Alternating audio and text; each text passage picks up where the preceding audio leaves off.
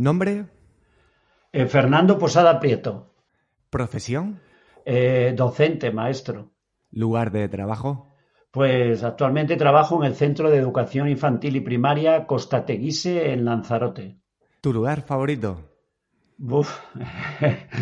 Bueno, no sé, por ponernos un poco estupendos, mi lugar favorito quizás sea pues la mesa de una terracita, un día soleado, bajo una sombrilla, mirando al mar, con una cervecita y en buena compañía con una interesante conversación. Casi nada. Casi nada. ¿Tu mejor hábito? Bueno, pues no sé, yo creo que mi mejor hábito quizás sea disfrutar aprendiendo cosas nuevas, ¿no? Con la ilusión casi de un niño, ¿no? El aprender es algo que a mí me estimula, el estar constantemente aprendiendo cosas nuevas. Una cosa que estás aprendiendo. Pues bueno, yo creo que es algo de lo que nunca me canso, ¿no? Que es cómo usar un poco estos de la tecnología para mejorar la calidad del aprendizaje del alumnado. Es algo que me apasiona y es algo con lo que estoy constantemente aprendiendo cosas, ¿no? Cómo usar esa tecnología para que mejore la calidad del aprendizaje. ¿Un libro que recomiendes? Buf, no sé, no soy mucho de recomendaciones, ¿no? Cada uno tiene que buscar su propio camino. Pero bueno, libros así que me han llamado la atención y que han marcado un poco mi vida, pues uno es La casta de Daniel Montero, que yo creo que hay que leerlo para entender un poco cómo funciona la política en el país en el que estamos, bueno, en este y en otros. Y luego así de corte tecnológico, pues quizás La vida 3.0 de Max Tegmark, que me parece que es un ensayo bastante interesante de cómo la inteligencia artificial nos condiciona y puede influir todos estos avances tecnológicos en nuestra vida cotidiana. La verdad que es un libro que parece bastante interesante. ¿Una frase que te inspire o te defina? Bueno, no sé, hay varias, ¿no? Yo quizás, que soy más partidario de pequeños cambios que de grandes cambios, me gusta la frase de Eduardo Galeano, esa que dice que mucha gente pequeña, en lugares pequeños, haciendo cosas pequeñas, puede cambiar el mundo, ¿vale? Más, y entonces esa frase me gusta, de este periodista y escritor uruguayo. Muy buenas, soy José Luis Serrano y te doy la bienvenida a una nueva entrevista en el podcast de EduHacking. En esta ocasión entrevisto a Fernando Posada, investigador, divulgador y formador en tecnología educativa para alumnado, profesorado y familias. Ha sido asesor técnico docente en innovación educativa para la Consejería de Educación de Asturias. También lo ha sido en el Centro del Profesorado de Lanzarote y también coordinador de distintos proyectos de producción de recursos educativos y de formación de profesorado para el Ministerio de Educación de España. En la actualidad desempeña docencia y coordinación TIC en el Colegio Costa Teguise de Lanzarote. Recientemente ha publicado el libro Pensamiento computacional y currículum, algo más que aprender a programar. Se puede descargar de manera gratuita desde su blog, Canal TIC, uno de los referentes de la blogosfera educativa española. En las notas del episodio puedes encontrar el enlace de acceso. En la entrevista hablamos especialmente sobre el concepto de pensamiento computacional, para qué es necesario en la educación, las orientaciones didácticas más interesantes a seguir, cómo evaluar el pensamiento computacional o también hablamos sobre las dificultades que tiene el profesorado con este tema. Además, Fernando nos comparte unas interesantes reflexiones que van más allá del pensamiento computacional y que no debes perderte. Antes de dar paso a la entrevista, lamento decir que durante el episodio escucharás en varias ocasiones un pequeño sonido derivado de un problema técnico que no he podido solucionar. En cualquier caso, no influye para seguir y disfrutar correctamente de la entrevista. Como bien me repiten dos buenos referentes que tengo, lo perfecto es enemigo de lo bueno. Dicho esto, que empiece lo bueno con Fernando Posada. Muy buenas, Fernando. Bienvenido al podcast. Gracias por aceptar esta invitación y que sepas que es la primera vez que EduHacking sale de la península y en este caso estamos en Canarias. ¿Qué tal estás? Bien, muy bien. Gracias, José Luis, por invitarme. Bueno, ya sabes que me gustaría hoy hablar del pensamiento computacional y sobre todo de una manera, diría que más práctica, para ver cómo se puede integrar en el aula. Has publicado hace poco tu libro Pensamiento computacional y currículum, algo más que aprender a programar, y me gustaría saber o que nos contases de forma sencilla En primer lugar, ¿qué es esto del pensamiento computacional? Bueno, pues el pensamiento computacional es un sistema de resolución de problemas donde lo que hacemos es que reformulamos la cuestión para hacerla computable, es decir, susceptible de resolverse aplicando un agente de computación. Este agente de computación puede ser un ordenador, una tablet, un dispositivo electrónico o bien incluso la propia mente humana, ¿no? Todo esto que se explica así de rápido, pues podríamos decir que, por ejemplo, si vamos a enfrentarnos al problema de calcular el área de un rectángulo, pues sería diseñar un programa capaz de leer el valor de la base, el valor de la altura, genera lo que es el área, multiplicando ambos valores y mostrando en pantalla o como sea ese resultado, ¿no? El pensamiento computacional induce una metodología propia basada en la creatividad, en el razonamiento lógico, en el pensamiento crítico, en el trabajo cooperativo y en la comunicación oral, ¿no? Entonces, en este sentido, pues el pensamiento computacional lo que estamos viendo es que con el tiempo se está convirtiendo en un vector de innovación educativa, ¿no? ¿Cómo llegas a interesarte por el pensamiento computacional y a terminar escribiendo un libro que es bastante completo? Bueno, bien, pues llevo años, la verdad, apasionado de la introducción del pensamiento computacional en el currículum, ¿no? El pensamiento computacional para mí es una competencia indispensable en los ciudadanos del siglo XXI, ¿no? Es una habilidad clave para que las personas superen su rol de consumidor de tecnología y se conviertan en auténticos productores digitales, ¿no? El pensamiento computacional en la escuela no pretende convertir a todos los ciudadanos en expertos programadores, no es necesario, ¿no? Pero de la misma forma que en la escuela se enseña a escribir, pintar o cantar bien sin la expectativa de convertir a los chicos en grandes escritores, artistas o cantantes, ¿no? Pues así debemos enseñar a las nuevas generaciones la competencia de la codificación, ¿no?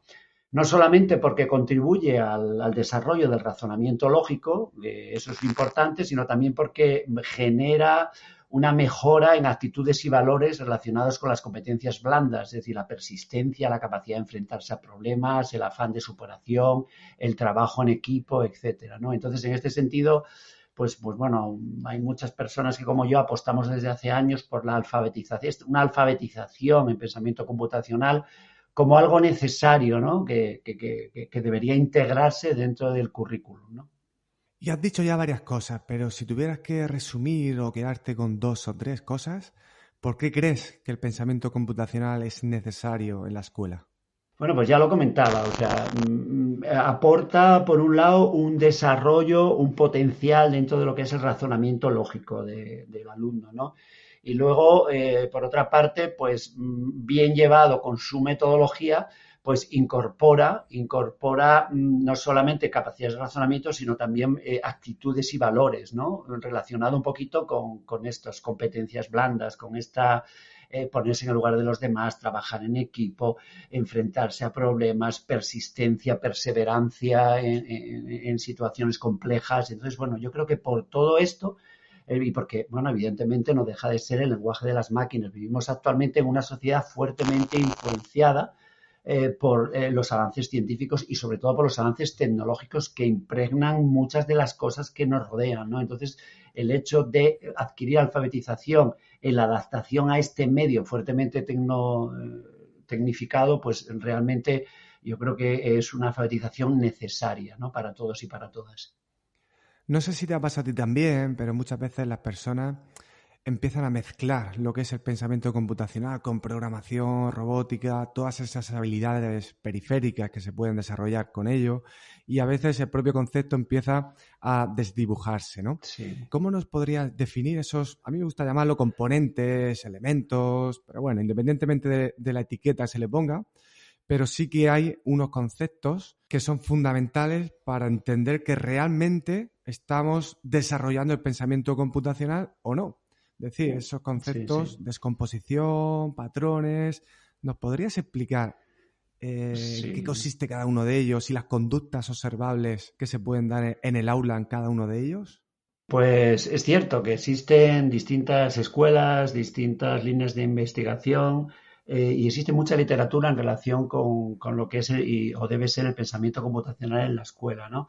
de toda la escuela americana, la escuela inglesa, pero todos ellos tienen como un denominador en común, que es el reconocer en el pensamiento computacional 4 técnicas clave, ¿no? La primera sería la descomposición, es decir, la capacidad para dividir un problema o sistema complejo en partes más pequeñas y manejables. Para que se entienda, si estamos hablando, por ejemplo, de la elaboración de un plato, ¿vale? Pues hablar de descomposición sería de tratar de identificar y aislar los ingredientes individuales que tiene ese plato, ¿no? La segunda técnica sería el reconocimiento de patrones, es decir, buscamos similitudes en la forma de preparar ese plato con otros platos parecidos, ¿vale? La tercera técnica sería la abstracción, es decir, donde reducimos toda la información a una descripción breve de los distintos ingredientes y la cantidad necesaria. Y por último sería el algoritmo, es decir, sería la descripción de la secuencia de pasos que tenemos que seguir para replicar este plato, ¿no? Después de estas 4 técnicas, que es el denominador común del concepto de pensamiento computacional en casi todas las escuelas a nivel mundial, pues vendría la parte de codificación y depuración para elaborar el programa que resuelve ese problema. A menudo se confunde el pensamiento computacional con la codificación, ¿no? Cuando el concepto de pensamiento computacional suele ser más amplio que la codificación y a veces pues esta es una fase más del mismo. En el libro recoges estos modelos de integración del pensamiento computacional en la escuela de diversos países, incluso alguna experiencia que ha habido en España. Y me gustaría que nos pudieras contar para ti cuáles han sido los criterios fundamentales que has seguido para diseñar tu propia propuesta de modelo. Sí, mira, en este libro se analizan los modelos didácticos más desarrollados a nivel internacional para abordar esta integración curricular a lo largo de la escolarización obligatoria del alumnado, ¿no? Sin embargo, como especial aportación en este libro, pues proponemos un posible modelo, ¿no? Tratando de realizar una síntesis y una adaptación al sistema educativo español, ¿no? Se trata de una distribución de objetivos por temáticas y edades que abarca desde los 3 hasta los 16 años, basada en una serie de criterios que, bueno, son criterios que a mí me parecen importantes, ¿no? Primero, enfatizar el concepto de pensamiento computacional como un sistema de resolución de problemas. Ese enfoque yo creo que es el enfoque acertado, ¿no? Surge un poquito de la inspiración en las propuestas curriculares del CAS del Reino Unido y del CSTA de Estados Unidos. Trata de abarcar contenidos y prácticas que son significativas dentro de las ciencias de computación, es decir, tiene que tener un anclaje epistemológico en las ciencias de la computación. Se basa en un enfoque interdisciplinar, es decir, donde se seleccionan conceptos y habilidades de computación que se pueden aplicar fácilmente al resto de las áreas curriculares, léase lengua, matemáticas, ciencias sociales, evidentemente adaptadas al sistema educativo español, basadas en un principio de complejidad creciente e iterativa, es decir, respetando un poco el principio que ya es popular de César Coll de la secuencia elaborativa, donde volvemos sobre los mismos contenidos con un nivel de complejidad creciente en función de la edad del alumno, ¿no? Con posibilidad también de ser un área específica o bien ser un bloque de contenidos dentro de un área o bien un tema transversal a trabajar mediante metodología de proyectos, ¿no? Pretendiendo familiarizar al alumno con el pensamiento algorítmico y tratando de condensar un poco pues la experiencia que llevamos acumulada desde hace unos años en talleres, recursos y materiales experimentados en el aula con los alumnos, ¿no? Realmente la propuesta es una propuesta pues en sí misma discutible, revisable y en permanente evolución, como no podía ser de otra forma. Me ha gustado que incluyas ese criterio de revisable, y además yo creo que eso te viene de tu buena relación que creo que tienes con el software libre. Sí. Y creo que es importante porque, como sabes, en el sistema educativo español lo tenemos ya integrado el pensamiento computacional, o al menos aparece.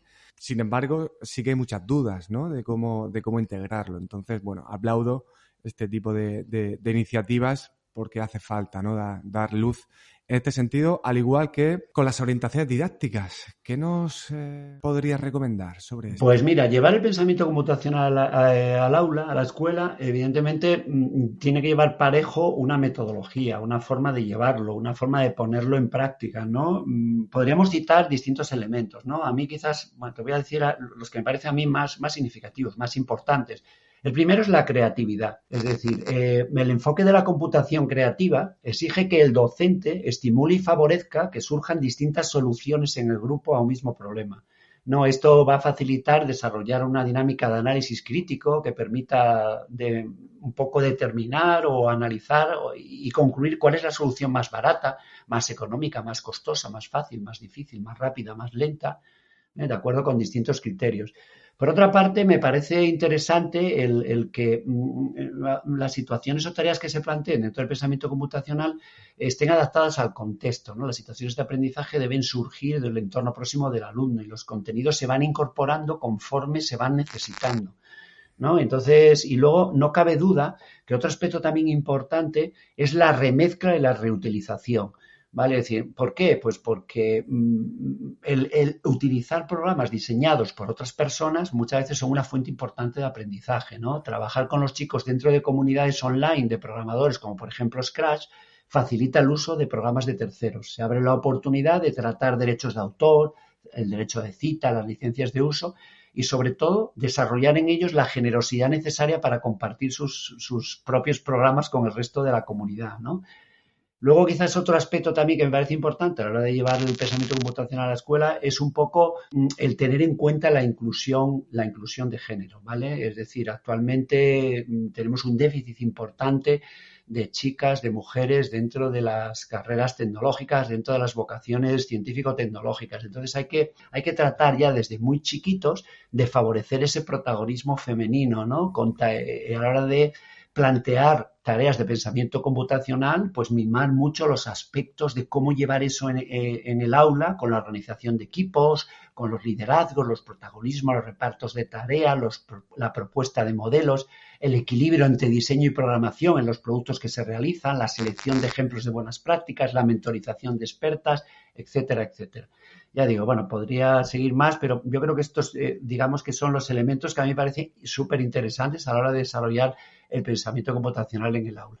Realmente ahí va a estar la diferencia, ¿no? De cuando se integre en el aula, de si estamos programando robots solamente o estamos haciendo esa actividad como una excusa para desarrollar cosas que van a ser más importantes al final, ¿no? La creatividad, adaptación al contexto, reutilizar, compartir. Y luego también hablas del pensamiento crítico y el trabajo cooperativo. ¿Qué papel juegan estas dos partes como parte de esa metodología para desarrollar el pensamiento computacional? Pues el pensamiento crítico está ineludiblemente vinculado a la computación creativa. Es decir, desde el momento que disponemos de distintas soluciones a un problema, pues conseguimos fomentar el análisis y discusión de las soluciones propias y de las soluciones ajenas, ¿no? Entonces, en ese sentido, el pensamiento crítico lo podemos desarrollar gracias al pensamiento computacional. Y en cuanto al trabajo cooperativo, que lo había dejado fuera, pero que no por ello no es menos importante, la programación colaborativa es una tendencia mundial en los equipos de desarrollo y diseño del software y en la libre compartición y reutilización de soluciones entre la comunidad de programadores, ¿no? Existe multitud de plataformas en red que facilitan el trabajo colaborativo entre los programadores profesionales. GitHub, GitLab, Stack Overflow, SourceForge. Es decir, en la codificación en el aula existen ya desde hace tiempo fórmulas colaborativas muy populares, la programación por pares, ¿no? Y la programación MOV. La programación por pares es donde una pareja con un único ordenador, pues uno hace el rol de conductor, que es el que escribe el código gracias al control que tiene el ratón y teclado, y el otro es el navegante guía que supervisa el trabajo del conductor. Esa es una dinámica de trabajo colaborativo, ¿no? Y luego, por otro lado, está la programación MOV, que son grupos de 4 personas con un único ordenador enfrentándose a la resolución de un problema, donde el conductor escribe el código, el navegante escucha, analiza y decide, y los otros dos observan, aportando, revisando y emitiendo opiniones, ¿no? Existen incluso Weinberg, en 1971, define un decálogo de principios éticos que lo que pretende es que los miembros de un equipo de programación tengan entre ellos buen rollito y sean capaces de resolver sus conflictos a nivel de equipo y llevar con éxito la tarea de programar en equipo, ¿no? Y entonces, bueno, la verdad que aporta un decálogo interesante que no deja de ser una lección de vida, de socialización, ¿no? En su decálogo incluye normas como, por ejemplo, la primera dice, comprende y acepta que cometerás errores, ¿no? Evidentemente, cuando alguien programa, sabe de sobra que va a cometer errores de mano, ¿no? La segunda, que también tiene mucha chicha, es tú no eres el código que haces, no eres tu código, ¿no? O, por ejemplo, la última, ¿no? Dice, critica el código, pero no a las personas. Evidentemente, cuando existe un trabajo en equipo y lo que se pretende es alcanzar o llegar a un producto común, pues evidentemente hay que trabajar estas normas para llevar a buen puerto y desarrollar y acabar con éxito en esta tarea de trabajo colectivo. Yo creo que con todo esto rompes en gran medida muchas creencias. Bueno, que romper una creencia no es nada fácil, pero creo que rasca alguna creencia por ahí que dice que a lo mejor el pensamiento computacional es solamente una vía para tener más programadores, como una mano de obra para empresas tecnológicas, y como bien has dicho, pues en función de cómo se integre, pues esto no tiene por qué ser solamente para esto. Es decir, el aprender a programar, por seguir con esa técnica de desarrollo de pensamiento computacional, como has comentado, pues nos ofrece un montón de valores, ¿no? Y de una ética de vivir y de trabajar. A mí esos principios, cuando lo vi en tu libro, me gustaron mucho, y es que es súper educativo desde ese punto de vista. Dentro de las clásicas metodologías activas, pues yo creo que parece muy lógico que el aprendizaje basado en problemas pues va a encajar porque forma parte del concepto, pero luego hay otro aprendizaje basado en proyectos que incluso en primaria, si no recuerdo mal, o en infantil, aparece, ¿no? Incluso en la ley, que puede tener su utilidad, ¿no? Aunque yo te digo que cuando reviso los estudios, luego no es muy utilizado, ¿no?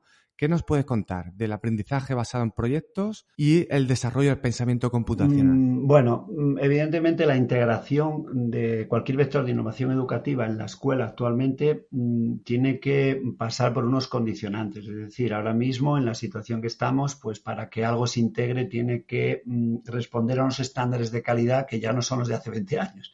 Es decir, tiene que ser los actuales. Entonces, y tiene que tratar de integrarse con lo que ya tenemos o con lo que ya apostamos, ¿no? O por lo que ya apostamos y vemos como necesario, ¿no? Entonces, bueno, pues el pensamiento computacional se puede trabajar en el aula fácilmente desde una metodología de proyectos, desde una ABP, ¿no? Con sus fases y tal. Entonces, bueno, pues no sé, sabemos que la ABP, pues arrancamos con un tema y una pregunta guía, ¿no? Puedo poner un ejemplo para ser más claro, ¿no? Por ejemplo, no sé, nos planteamos en clase si es posible demostrar de forma empírica que el lanzamiento al azar de una moneda tiene la probabilidad de obtener cara 0,5 o un medio, ¿no? Esa puede ser la pregunta guía. Es decir, podemos demostrar de forma empírica que eso es así, que la probabilidad de lanzar una moneda al aire es 0,5 y que esa cara, ¿vale? Bueno, la siguiente fase del ABP sería la formación de equipos. Pues ahí se organizan las parejas para trabajar por pares o trabajar por grupos de 4 con esta programación MOV que decíamos. Y luego a continuación pues se define el producto final, que sería la tercera fase de la ABP, ¿no? Donde se establece el producto y el formato que tiene que tener ese programa, ¿no? Es importante en este momento definir una rúbrica para evaluar ese producto de acuerdo con unos criterios de valoración explícitos y predefinidos. Y el producto podría ser un diagrama de flujo, un programa y una pequeña presentación de los resultados de la investigación. Estoy hablando de ABP integrado con pensamiento computacional. La cuarta fase podría ser la planificación. Cada grupo elabora la secuencia de tareas previstas, el reparto de tareas entre sus miembros y el cronograma. La quinta fase sería la investigación. Estoy hablando de ABP en este caso, investigación. El grupo investiga qué necesita conocer y qué necesita dominar para elaborar ese producto solicitado. La fase 6 sería análisis y síntesis, donde diseñan el diagrama de flujo, ¿vale? Ese diagrama de esa simulación que debe hacer el programa para poder comprobar la pregunta guía. En el 7 sería la elaboración del programa, utilizando un programa, una herramienta que en este caso podría ser Scratch o cualquier otra, se implementa el programa. ¿Vale? En la 8 se diseña una pequeña presentación de diapositivas con las conclusiones de la experimentación. En la 9 se pone en común y en la 10 se evalúa, ¿no? Y se evalúa el producto, la presentación y el proceso. En ocasiones bajo modalidades de hetero, co y autoevaluación incluso. Bueno, pues digamos que el pensamiento computacional, como vemos en este caso, se podría trabajar perfectamente bajo las premisas y bajo la estructura de lo que sería el desarrollar un aprendizaje basado en proyectos dentro del aula. Entiendo que abogas por un trabajo de manera más transversal, ¿no? Que no se incluya directamente necesariamente en una asignatura de tecnología, ¿verdad? Claro, bueno, realmente la forma de trabajar el pensamiento computacional se ha ensayado bajo distintas fórmulas, ¿no? Por ejemplo, el Reino Unido definió hace ya unos años una asignatura específica para trabajar pensamiento computacional. La bautizaron con el nombre de computing y cogió desde primaria hasta secundaria, ¿no? Otros países, por ejemplo, Estados Unidos, apuesta por un desarrollo interdisciplinar, un desarrollo en el cual, claro, ellos vienen mucho de trabajar la metodología de proyectos y entonces integran el pensamiento computacional de forma completamente transversal, ¿no? Hay otros países o incluso otra comunidad, como ocurrió con Navarra, ¿vale? Que lo integraron como un contenido dentro de un área concreta, por ejemplo, dentro del área de matemáticas, ¿no? Un poco aprovechando esa potencialidad del pensamiento lógico, ¿no? Que desarrolla el pensamiento computacional. Enfatizas un poco eso y entonces parece que engancha más como un elemento dentro de matemáticas. A día de hoy no tenemos evidencias de cuál es el mejor sistema para conseguir un mejor desarrollo del pensamiento computacional de nuestros alumnos. No, sí, tampoco tenemos muchos estudios que traten de analizar esto de una forma comparativa, pero parece que, no sé, el sentido común nos dice que quizás una mezcla de ellos, ¿no? Yo abogo en mi libro por una alfabetización desde edades tempranas, ¿vale? Y eso se puede trabajar como un área o incluso o por la metodología de proyectos como una o dos tareas dentro de un proyecto, ¿no? Cuando no disponemos de un área o una asignatura específica, pues no cabe otra opción que trabajar el pensamiento computacional a través de proyectos interdisciplinares donde se plantea una secuencia de tareas de distintas áreas entre las cuales pues alguna es de codificación para crear algún producto digital, ¿no? Que tenga sentido dentro del contexto de ese proyecto, ¿no? Así, por ejemplo, si abordamos una secuencia de aprendizaje sobre la temática, por ejemplo, de los ecosistemas, ¿vale? Trabajamos los ecosistemas, pues podemos solicitar dentro de ese proyecto una tarea donde el alumno tenga que diseñar y programar una animación en Scratch donde se explique, por ejemplo, el ciclo de una pirámide alimentaria. O sea, y entonces, bueno, digamos que estamos trabajando pensamiento computacional, pero el contexto de un tema que trata sobre los ecosistemas, ¿no? Yo creo que esa es un poco la línea, ¿no? Sí, yo abogo más por esa manera de trabajarlo de manera transversal, porque como una habilidad que acaba siendo una forma de pensar, es como el pensamiento crítico. No puedes crear una asignatura en la que van a ser críticos y van a aprender a ser críticos. Uh-huh. No tienes que aprender a ser Sí, crítico en diferentes contextos sí. para que esa habilidad se refuerce, ¿no? Por el tema de la transferencia, este tipo de habilidad de resolución de problemas, no es soy programador y ya soy una buena persona resolviendo problemas en cualquier área de mi vida. Eso no es automático. Entonces, bueno, aunque los resultados de las investigaciones no arrojan mucha luz, pero si nos acogemos a esta idea de la transferencia, yo creo que sin duda la forma de trabajarlo es transversal. Vamos a abrir un melón de esos complejos, ¿no?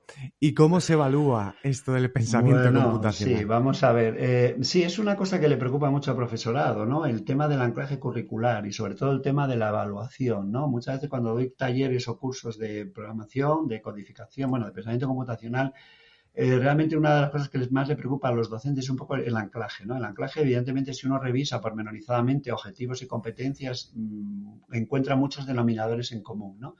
Pero quizás el punto donde más, bueno, digamos, más controversia se puede despertar es en el tema de la evaluación. O sea, cómo evaluar, ¿no? Pero bueno, es algo también que afecta a lo que tampoco, a lo que no es pensamiento computacional. Correcto, Es decir, la correcto. evaluación, a mi modo de ver, debe basarse en el momento que estamos actual en el uso de rúbricas, ¿no?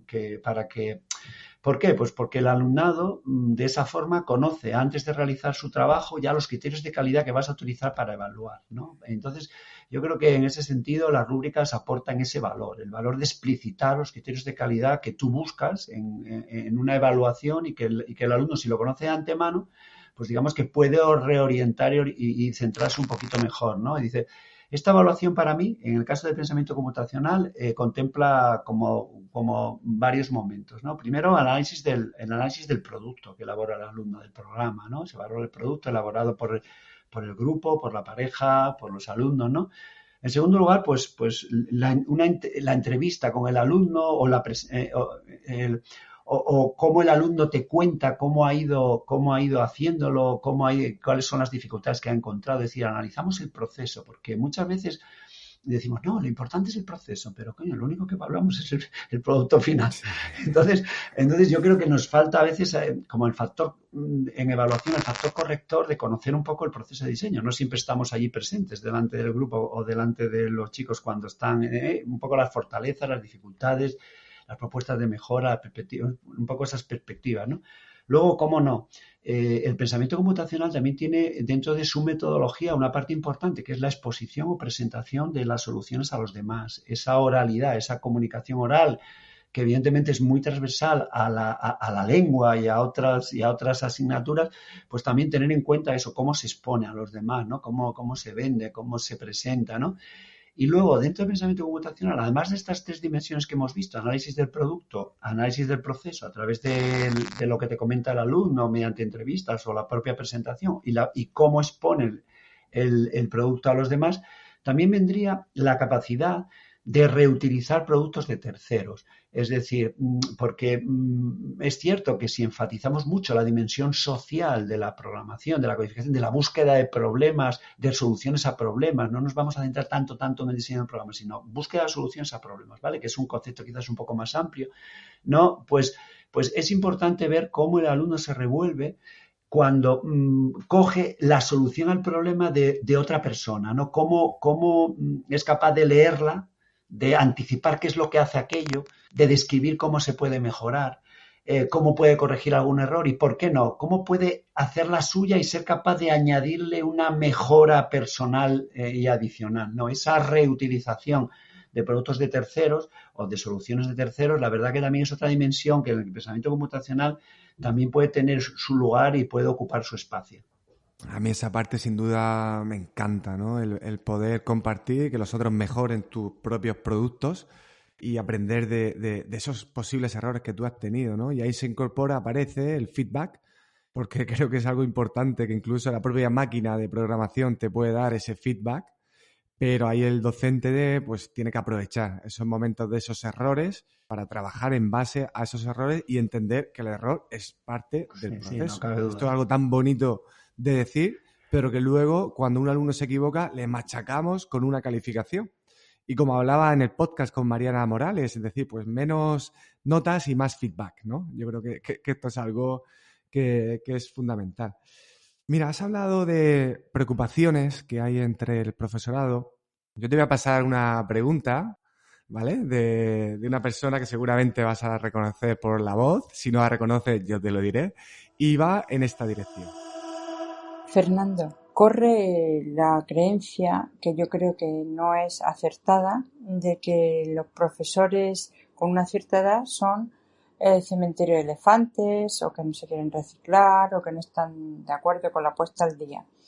Yo creo que sería muy interesante si tú dijeras, desde tu posición de una persona con una dilatada experiencia profesional, cómo en estos momentos podría alguien incorporar el pensamiento computacional sin tener en cuenta la brecha de edad ni de género, porque tanto hombre como mujer en esta profesión podemos seguir haciendo un trabajo ilusionado, riguroso, profundo de investigación en beneficio del contexto social en el que van a vivir nuestros alumnos. Así que si puedes, por favor, di 3 cosas que crees que serían importantes a tener en consideración a la hora de que mañana mismo se puedan implementar en la ideas y razones por las cuales el pensamiento computacional debe estar independientemente que sea un marco legislativo. Bueno, pues ha sido toda una sorpresa. Ayer por la tarde estaba yo en mi casa pensando en la entrevista y dije, ostras, ¿y por qué no? Bueno, la gran Mercedes, sí señor, muy bien. La Mercedes Londones, bueno, a la cual le mando un afectuoso saludo. Nos conocemos ya de hace unos cuantos años y bueno, pues la verdad que es un placer escucharla y ver cómo me lanza esta pregunta. Bueno, pues bueno, voy a decir una cosa. El pensamiento computacional es más una actitud que una aptitud, una actitud con C que una actitud con P, ¿no?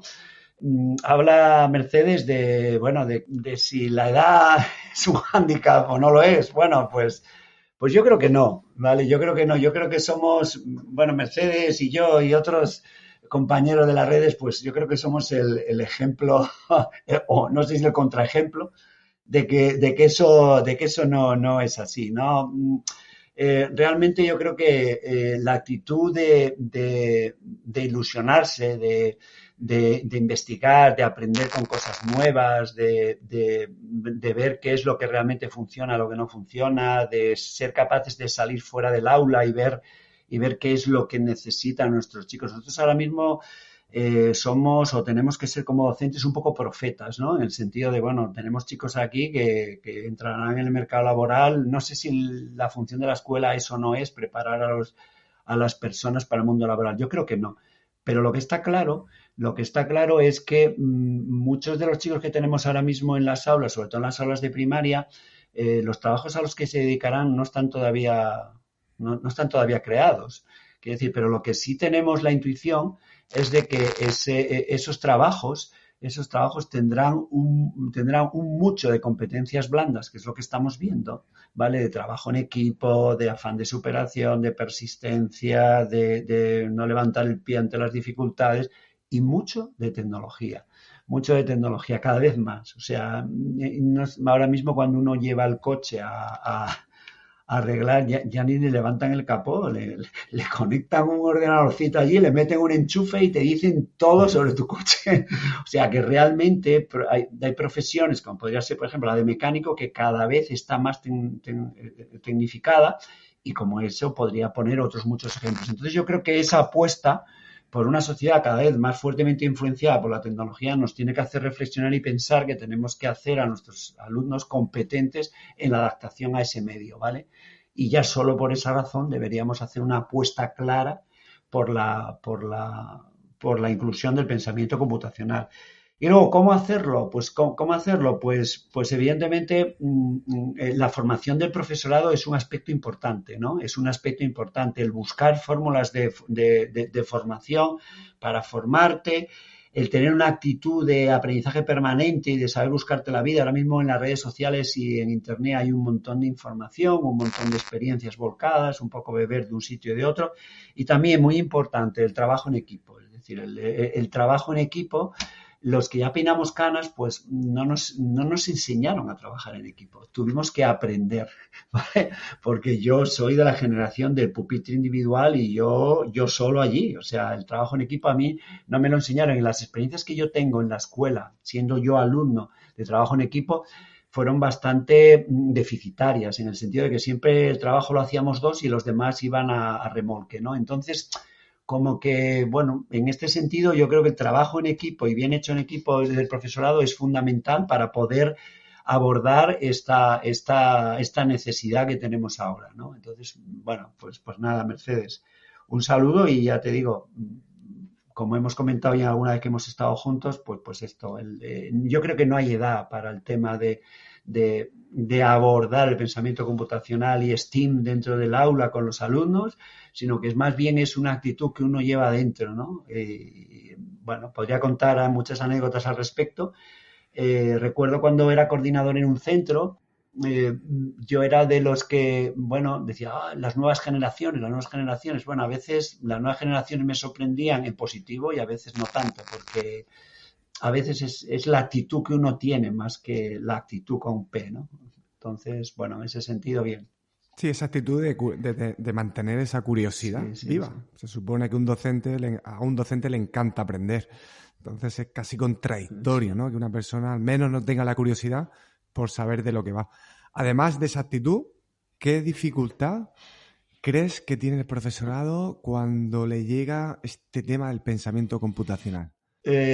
Bueno, pues mira, la principal dificultad es como todo. Yo creo que no es posible una adecuada formación del profesorado en pensamiento computacional en unos pocos días. No es posible. O sea, no es posible que tú no hayas tenido mucho contacto con el pensamiento computacional y en pocos días ya te quieres poner full a tope y tal. Esto no es posible, ¿no? Requiere en muchos casos un proceso progresivo a medio o largo plazo, que a mi modo de ver pues debe incorporar primero el dominio de las estructuras lógicas de programación, Es decir, un dominio que tampoco tiene que ser un dominio súper profesional, pero bueno, el saber un poco cómo es el tema de la secuenciación, los bucles, las estructuras de decisión, las variables, los procedimientos, las funciones, un poco tiene una cierta iniciación al pensamiento algorítmico que se puede dar fundamentalmente mediante la experimentación y el cacharreo con lenguajes de programación visual, ¿vale? Fundamentalmente visual, no hace falta irse a lo textual, que a veces uno pues ahí se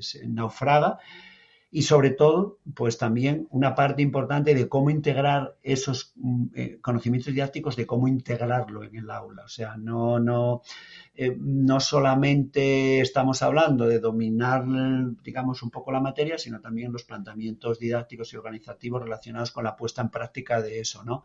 Si no se dominan estos tres ingredientes, es decir, un cierto conocimiento del pensamiento algorítmico, de algún lenguaje de programación visual y de los aspectos didácticos, pues a veces resulta difícil abordarlo, ¿no? Y evidentemente la inclusión de estos contenidos en la formación inicial del profesorado y en la formación permanente, pues puede contribuir un poco a paliar un poco esta brecha, ¿no?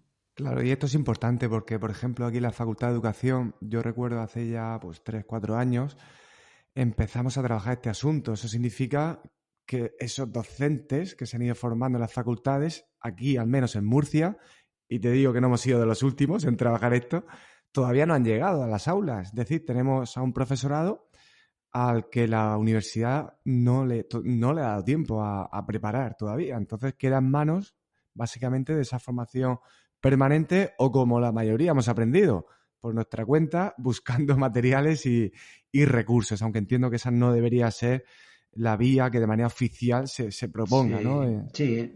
Hombre, vamos a ver. Bueno, esto es como todo. Quiero decir, decía un amigo mío hace unos cuantos años que para que una iniciativa institucional prospere tiene que haber recursos económicos y recursos humanos. O sea, las dos cosas, tan importantes una cosa como otra. Evidentemente, la apuesta, la apuesta por el pensamiento computacional, hay gente que la interpreta como la apuesta por la robótica, ¿no? Y bueno, que en este sentido, antes salió en un comentario que hiciste, hay gente que piensa que el pensamiento computacional es robótica y no es cierto. Es decir, el pensamiento computacional es un concepto mucho más amplio, la robótica es una parte, es una parte. Claro, desarrollar la robótica en un centro implica una inversión. No siempre la inversión es posible, no siempre la inversión llega. Aunque existen fórmulas muy low cost, ¿vale? Y a menudo bastante desconocidas, pero bueno, me preocupa más el tema de la inversión en recursos humanos, ¿vale? En recursos humanos, en horas, en horas de reconocimiento, en horas para permitir, evidentemente, pero bueno, no estamos hablando de nada extraño, es decir, extraño que también ocurre fuera del pensamiento computacional. Estamos hablando de que en el momento que nos salimos del libro y la libreta, eso implica un trabajo, implica unas horas de preparación. Cuando un profe apuesta por una metodología de proyectos, se echa encima del hombro, encima de sí mismo, un montón de horas de trabajo, porque tiene que prepararse ese proyecto, tiene que preparar un montón de cosas. Pues esto es igual, es decir, si no tenemos un reconocimiento, no tenemos unas horas, no tenemos tal y todo va sobre el mismo sitio, pues al final pues sale y donde no sale, no sale, ¿no? Entonces yo creo que hay que invertir en recursos económicos y también en recursos personales. Cuando hablo de recursos personales hablo de profesorado de apoyo, hablo de horas para preparar estos proyectos, para poder llevarlos a cabo, ¿vale? Porque ahora mismo, pues, no sé, por ejemplo, cuando lanzas una formación con el título que dice pensamiento computacional, hay muchos docentes a los cuales su contenido nos resulta muy interesante, ¿no? Pensamiento computacional, wow, lo identifican con una programación en exclusiva, con algo muy difícil, ¿no? Con algo reservado a unos pocos y propio más de profesionales, ¿no? Sin embargo, cuando esos mismos profesores o algunos profesores se ven abocados a tener contacto con este mundo, pues normalmente se ven atraídos por él, sobre todo por su potencial para trabajar, como decía, el razonamiento lógico-matemático de una forma lúdica, ¿no? Entonces eso es quizás una de las cosas que más les engancha, ¿no? Las interfaces de programación visual han facilitado mucho este proceso, ¿no? Y bueno, se puede construir un programa mediante la conexión de bloques a modo de puzzle, ¿no? Y entonces, bueno, eso hace fácil la cosa, ¿no? Y luego, una vez que el profesorado toma contacto con ese pensamiento computacional, que ya digo que a veces cuesta porque la gente lo ve como un poco de frikis, ¿no? El tema de frikis profesionales que además, bueno, pues pues cuando realmente entran en ello, pues van descubriendo el resto de potencialidades, ¿no? La capacidad que tiene para trabajar en equipo, en algo que realmente le motiva al alumno, que trabaja en la comunicación oral, la creatividad, trabaja en una serie de valores que la verdad que enganchan, ¿no? Es cierto que ahora mismo vivimos un momento en el cual en la escuela confluyen una multitud de vectores de innovación educativa, ¿no? Estaríamos hablando de educación en valores, educación emocional, coeducación, STEAM, sostenibilidad, salud, economía, o sea, confluyen un montón y no es fácil encontrar espacio temporal para trabajar todo y para todos, ¿no? Es difícil encontrar el momento. En ocasiones el pensamiento computacional no se considera una competencia crítica en el alumnado, a pesar de que vivimos en una sociedad fuertemente influenciada por los avances científicos y tecnológicos, ¿no? Y en este sentido creo que todavía falta un poco de marketing y un poco de sensibilización, pero bueno, todo se andará. Sí, además yo creo que hace falta un poco de calma, ¿no? Decir, oye, esto ha llegado, pero primero tienes que, antes de lanzarte con los estudiantes a hacer cosas, pues primero entender qué es realmente y luego ver ya en tu práctica como docente las cosas que estabas haciendo y que en cierta manera, y muchos docentes se dan cuenta, de decir, pues esto lo hago yo con mis estudiantes, o sea, que realmente no están tan alejados, ¿no? De poder trabajarlo. Y luego ubicar, ¿no? Esto de la programación, la robótica, pues parece, con los estudios que por ahora tenemos, que tiene que estar, ¿no? Que tiene que llegar a aparecer para potenciarlo realmente. Pero luego hay otros estudios, que yo todavía creo que falta mucho para concluir con esta afirmación, pero que nos dicen que sin tecnología también podemos, en cierta manera, desarrollarlo, ¿no? Entonces, bueno, otros dicen, y yo creo que es la vía más acertada, que es interesante trabajar sin tecnología primero, y luego incorporar necesariamente esa programación, ¿no? Para realmente poder desarrollarlo. Y yo creo que estas ideas a veces, ubicarlas bien y tenerlas bien claras, ya si en un curso consigues esto, yo creo que está Sí, bien. sí. Y año siguiente, pues trasteas un poquito con Scratch. Y al otro metes una placa electrónica, un robot de mesa y a ir poco a poco, porque no sé qué pensarás tú, pero sinceramente, aunque sea importante, no creo que ahora mismo la escuela lo que más necesite sea pensamiento computacional, sinceramente. Entonces, bueno, hay que darle también un poco ese orden de lo que están necesitando y el tiempo que tienen. Sí, está claro, está claro. Vamos a ver, hombre, yo evidentemente aquí vengo con la camiseta del pensamiento computacional, que vengo a defender mi parcela, ¿no? Entonces, hombre, no cabe duda, como bien dije antes, que confluyen muchas líneas, muchas prioridades. Al final es un tema de prioridades, pero a nivel institucional se abren muchas líneas de innovación y recae sobre los centros educativos ahora mismo la responsabilidad de cuadrarlas, de montarlas en un todo único. Evidentemente, en muchos casos, estableciendo prioridades entre una frente a otra. No debería ser así. Tendríamos que tratar de tirar de todas a la vez, pero bueno, eso a veces es complicado, es difícil, ¿no? Hombre, en el tema del pensamiento computacional, yo creo que si no abordamos esto en un plazo medio, estaremos generando en los chicos un auténtico analfabetismo. Es decir, porque ahora mismo estamos hablando, vuelvo a repetir, de un sinfín de productos y de objetos programados y programables que nos rodean y que evidentemente tenemos que desarrollar cierta competencia en su manejo. Ciertamente, pero no estoy hablando ya a nivel profesional, que podríamos discutir si la escuela o no prepara para las profesiones, pero hablo de la vida cotidiana, de la vida de cualquier ciudadano, ¿no? Entonces, en este sentido, yo creo que hay que poco a poco ir trabajando en ello, ir creando esa sensibilidad por los chicos, porque los chicos utilicen los medios tecnológicos, los utilicen bien y los utilicen para conseguir una calidad de vida mejor de la que tenemos. Efectivamente, como bien dices, no hace falta tener el robot ni los robots. Ahora mismo existe una gran oferta en robots, ¿vale? En robótica educativa, un montón de oferta. parece que como que si no tenemos fondos económicos suficientes para poder disponer de esos robots, pues que no podemos hacer pensamiento computacional, nada más lejos de la realidad. Es decir, el pensamiento computacional se puede desarrollar con un montón de herramientas online que son completamente gratuitas, ¿vale? Y podemos incorporarlas en nuestros proyectos, ¿vale? Y estas herramientas permiten trabajar el pensamiento computacional sin necesidad de disponer, vuelvo a repetir, de los robots. Los robots es una parte del pensamiento computacional. ¿Las tengo? Muy bien, puedo utilizar. ¿No las tengo? Puedo seguir haciendo pensamiento computacional con otras herramientas y con otros productos, ¿vale? Porque al final de lo que se trata es de que el pensamiento computacional es una actitud con C, no más que una actitud, ¿no? Que era lo que estaba comentando antes. Sí, luego esa oferta de robots y de placas, pues eso daría para mucho. Sí. En tu libro, la verdad que haces una recopilación estupenda y bueno, aquel que esté interesado ahora en entrar en ese tipo de cuestiones, pues le invito a que entre en tu libro, que se puede descargar, al menos por ahora, de manera gratuita. Y bueno, creo que es una recopilación muy, muy, muy completa. Y ya para ir finalizando, Fernando, Sí. ¿a qué persona me recomendarías entrevistar? ¿Alguien que te inspire o te haya influido? No sé. A Mercedes. Muy buena opción. Sí, a Mercedes.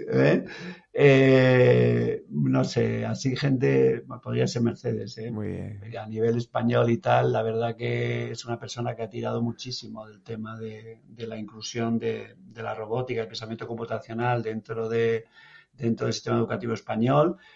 Y bueno, y así a nivel así más, poniéndonos así como más estupendos, pues no sé, quizás gente que haya influido así personalmente en mis planteamientos, pues Mitchell Rexnick, no sé si te suena, es el que dirige Del MIT. el equipo MIT de los creadores de Scratch. A mí me parece que han creado un producto súper bueno, muy bien orientado, muy bien fundamentado, han desarrollado un montón de modelo curricular para poder trabajar. Bueno, de hecho, Scratch se ha convertido en un estándar gracias precisamente a esto, no solamente a las herramientas, sino a la filosofía, al desarrollo del modelo que han creado y tal. A mí no sé, me parece interesante. Hombre, otro que a mí me parece que es digno de admiración a nivel ya internacional es Hadi Partovi, que es el fundador de Code.org, que han creado una web excelente de recursos para el aprendizaje de la codificación a nivel mundial. Son los autores de la famosa Hora del Código, ¿vale? Con un montón de tutoriales y tal. Y la verdad que Hadi Partovi a mí me parece también un visionario. Este y Mitchell me parecen dos visionarios de cómo enfocar el pensamiento computacional con las nuevas generaciones. Impresionante, me parece. Bueno. Sí, y ellos proceden de esa parte más técnica, pero se nota que la parte social y educativa Sí. se han preocupado mucho en integrarlas en esas iniciativas. Sí. Pues muchísimas gracias por esas 3 grandes recomendaciones que me has dado. Y ya para finalizar, Fernando, ahora sí, ¿dónde te pueden encontrar o dónde te pueden seguir? Bueno, pues mira, me pueden encontrar en Lanzarote. Bueno, como verán, no hablo canario, ¿vale? Soy asturiano, vengo de Asturias, llevo aquí 11 años ya. El destino me trajo aquí y la verdad que estoy súper contento de vivir en una isla como Lanzarote, donde el clima pues te da una calidad de vida excepcional y la verdad que cuando voy a mi tierra disfruto mucho de la fabada, del pote asturiano, de la sidra. Pero bueno, aquí en Lanzarote estoy bien, es donde trabajo, donde he hecho mi vida y estoy súper contento. Bueno, aquí en Lanzarote. A nivel virtual, pues en mi blog es canaltic.com, ¿vale? Canaltic.com es el blog donde llevo escribiendo cuando tengo tiempo mis principales aportaciones. Mi email es fácil, es Fernando Posada, todo junto y en minúsculas, fernandoposada@gmail.com. Y bueno, esos son mis contactos. También en Facebook es fácil encontrarme, en Twitter, etcétera. Muy bien, pondré esos enlaces en las notas del episodio. Y bueno, Lanzarote tenéis un Ironman muy conocido allí. Sí. Tercera semana de mayo se celebra allí un Ironman muy potente. Es muy, muy, muy famoso, ¿eh? A nivel internacional de los top. Y me consta que es muy duro también, que hace mucho aire.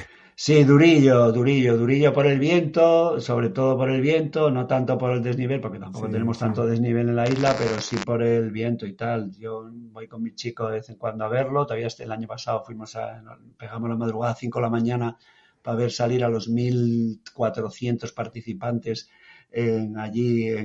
salen tirándose al agua a las 7 de la mañana. Bueno, la verdad que es un espectáculo, revoluciona toda la isla, es un espectáculo impresionante el Ironman. Sí, a ver si se me cruza el cable y doy el salto a esa distancia. Sí. Pues, Fernando, muchísimas gracias por aceptar esta invitación, como te dije al principio, y sobre todo por tener una actitud. Este podcast se llama EduHacking. Yo creo que tú eres un hacker educativo de los pies a la cabeza y bueno, pues gracias por tener esa actitud de curiosidad, de querer aprender y de compartir. Muchas gracias. Bueno, pues muchas gracias a ti, José Luis. Ha sido un placer compartir ideas y pasión con alguien como tú, y con la gente que te sigue. Muchas gracias, José Luis.